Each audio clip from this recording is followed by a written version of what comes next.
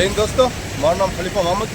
આજ રોજ અમે આત્મારામ સર્કલ બાજુ આવ્યા છીએ। તમે જોઈ શકો છો કે 5 જ મિનિટ સામાન્ય વરસાદ પડી છે ને આત્મારામ સર્કલ પાસે આજથી છેલ્લા 12 મહિના થયા એટલા અનેકો ખાડા છે ને ખાડા કઈ હદ સુધી છે હું તમને બતાવું। આ જો ઓછામાં ઓછા પાસ આવીએ, ઓછામાં ઓછો ખાડો ઓછામાં ઓછો 9 થી 10 ઇંચનો ખાડો છે ને આ ખાડામાં કોઈ બાઇકવાળો જાય તો 100% સ્લીપ થાય।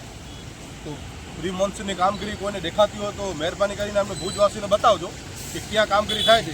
આ જોઈ લો તમે ખાડામાં લગભગ સુધી આ રોડ માથે 200 મીટર માટે પણ ખાડો છે, આનથી પર આગળ જશો તો ત્યાં પર ખાડા જ છે।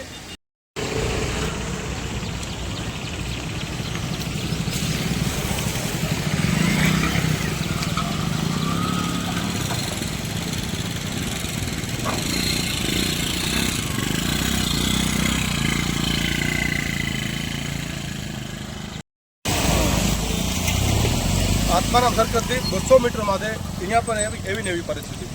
અહીંયા પણ હું પર અત્યારે ખાડામાં ઊભો જાઉં, આ ખાડામાં જ છે બરાબર। કંઈ બતાવો ગાડી બતાવો, આ ખાડો જ છે, તંત્ર સુઈ ગયો છે।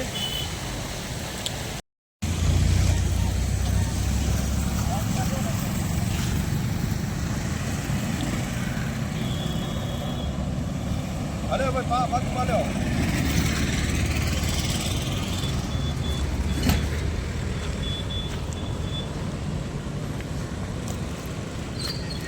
આ અમે એ જ હાઈવે માથે જઈએ। આત્મારામથી થોડોક છે તો માથા પર હાઈવે બાજુ બધા વિડીયા ત્યાંના જ છે। આ જોઈ લો 2 ફૂટ માથે પાણી છે, 2 ફૂટ માટે 2 થી 2.5 ફૂટ પાણી છે ને આ રોડ બંધ છે। તો જાગૃત નાગરિક કરો બાવરી રાખીને રોડ બંધ કરી નાખ્યો છે કે કોઈ મોટો અકસ્માત ન થાય। સરકારી બેરીકેડ કોઈ નથી લગાવ્યું, નગરપાલિકાના બેરીકેડ કોઈ નથી લગાવ્યું, તંત્ર અહીંયા પહોંચ્યો જ નથી। આ જોઈ લો આ હાલત છે ને આ એક અમારે જાગૃત નાગરિક તરીકે એક પીડા છે, તમે સમજી શકતા હો તો સમજ્યા ને। જે અમને બોલીએ છીએ અમને શોખ નથી કે કોઈને બદનામ કરવાનો, પણ તમે હાથે કરીને તમને પોતાને બદનામ કરો છો આવા કામ કરીને, આવા ખાડા કરીને, સમજ્યા ને। અહીંયાથી દિવસના 3 વખત અમે નીકળીએ છીએ, એક હું 3 વખત નીકળી શકતો તો આખો ભુજ અહીંયાથી નીકળે છે।